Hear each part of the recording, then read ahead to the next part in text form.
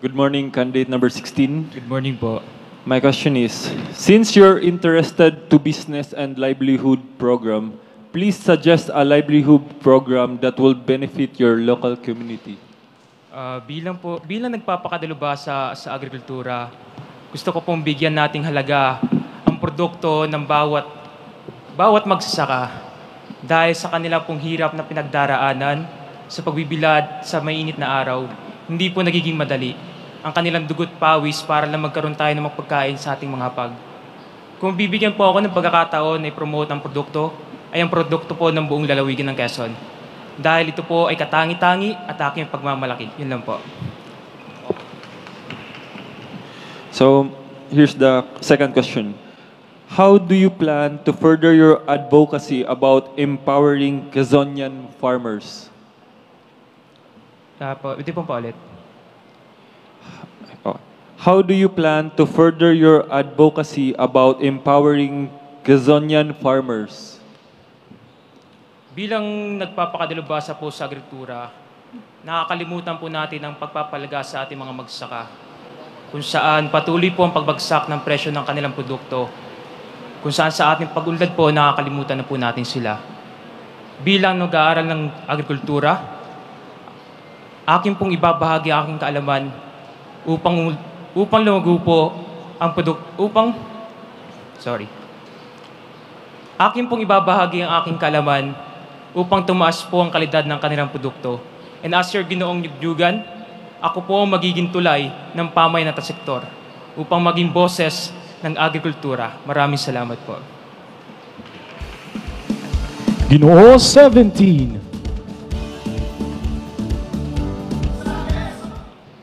Hi, Joma. Hello po, mapagpalang araw po. I will ask my personal question first. English or Filipino? Sa wikang Pilipino po. Okay, I'll ask it in English anyway. What do you love most about yourself and why? In Filipino, ano ang pinakagusto mo sa sarili mo at bakit? Ang pinakang gusto ko po sa sarili ko is yung pagiging matatag ko. Dahil bata pa lang po ko, sinasabi ko na sa sarili ko na ako'y abandoned child dahil iniwan at kumakayod na po ako para sa sarili ko. Dahil simula po nung nawala yung papa ko, kinailangan ng mama at mga kapatid ko na magtrabaho para suportahan po yung pamilya namin. Hindi siya kagustuhan, pero kailangan. Simula po sa paglilinis ng nicho sa sementeryo, pangangalakal po sa tabing dagat, paglalako po ng pagkain sa buong bayan ng Ginyangan, at pagiging boy po sa palengke, ay ilan lamang po sa mga naging karanasan ko kung bakit gaano ko katatag, katapang sa anumang kinakaharap ko po ngayon. At ito pong inspirasyon ko at ito pong kwento ko ay gusto ko pong masabi sa lahat ng mga taong may pangarap na tayo ang tulay, tayo ang daan patungo sa pagtupad ng ating mga pangarap. Nakangiti palagi yung mukha mo, no? Nakangiti palagi yung mukha mo, no? Singkit po kasi. Okay. Joma, your advocacy is promoting quality education. Do you think yung K-12 is still applicable sa present scenario of education here in the Philippines?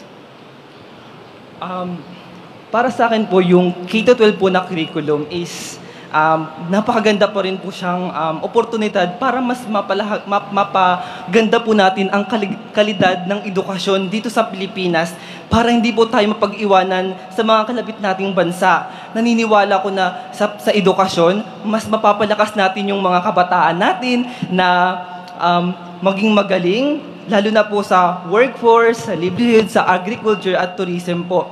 Dahil naniniwala po ako na ang edukasyon po ay napakahalagang pundasyon po para mas mapalakas natin yung ating bansa at yung atin pong lalawigan, lalo na po dito sa Quezon.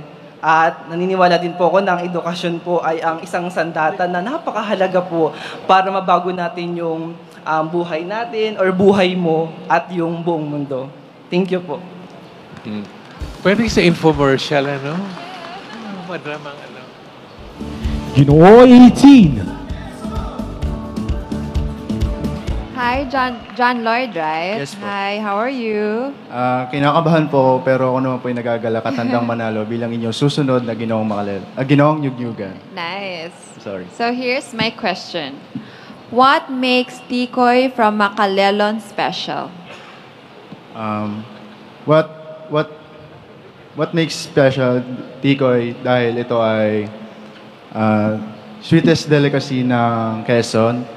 So pag na-try ito ng mga tao, mararanasan niyo ang vibrant community ng Macalelon. Sa mga tao makaka-try nito. Yun lang man po. Thank you. And here's your second question. This is my personal question.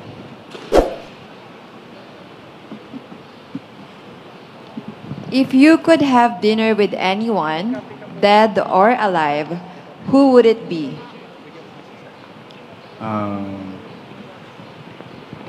I would choose Dr.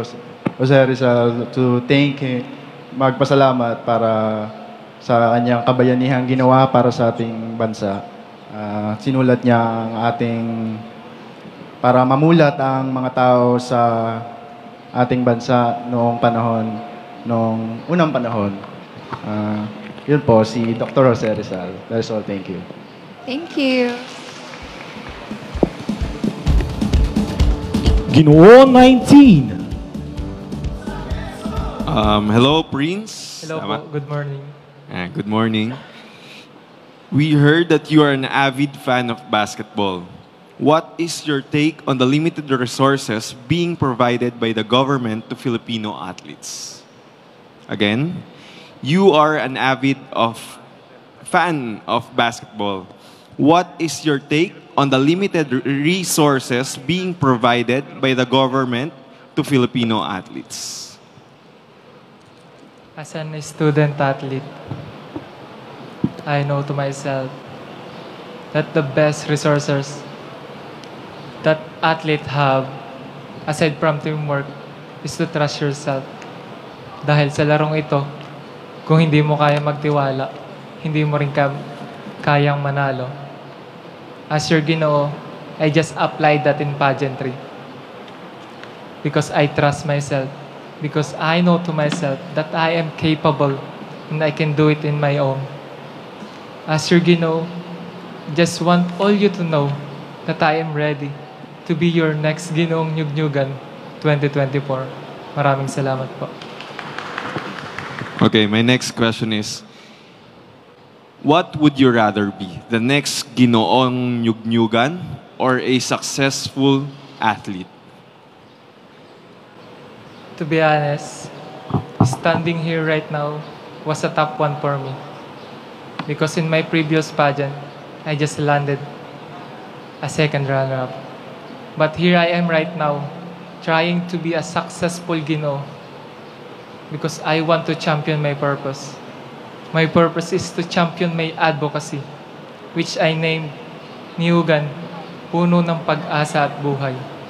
So Quezon Province will not just only known for its coconut farming, but also for the thriving lives they nourish and the bright futures they promise. Maraming salamat po.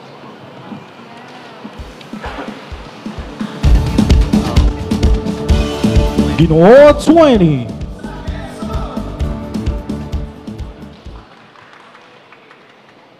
Magandang umaga, brother. Hi, good morning. You can answer me in English or Tagalog, ha? Okay. Here's my question. Atimonan is known for the mermaid statue along the highway.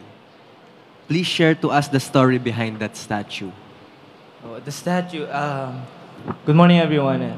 Atimonan is well known for its rich in fish. And the Goldol Fishing Festival, it is one of the most wonderful fiesta here in Quezon Province. As someone who grew up abroad, and when I came back here back in 2019, I reconnected and relearned my roots. And I saw Quezon Province has a lot to offer. And Quezon Province isn't just a place, it is also a wonderful place for everyone. And as an Atimonanin and one that wants to want this for Atimonan, I want to cooperate with the local government unit to expand my advocacy. That is a youth empowerment through sustainable and culture arts program by creating programs and seminars to the youth. Just like the Mermaid and Atimonan Quezon, I want it to be preserved because the story of it is the identity of an Atimonanin. And if all of the thing, on all of my effort may come, may all of my effort all throughout. Thank you. Here's my second question. What can parents can learn from their children? Sorry, can you please repeat the question? What can parents can learn from their children?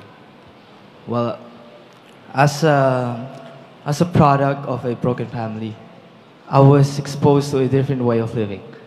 Having my friends without by my side has taught me a lot. That is to become courageous. And that courage has taught me a lot of lessons. To become strong, independent, and to never doubt myself. And as an aspiring Ginoong Nyugnyugan candidate, and one that wants to win this for Atimonan, I will continue to inspire my people to keep on thriving, to always have that courage that no matter how many problems that you may have, I know that you can always stand tall. And I wish for everyone that to always have a smile on their face. And in all of these things I say becomes a reality, I'll be able to show myself worthy for the crown and hopefully be the source of inspiration for us all. And if I can do it, so others can too. Thank you.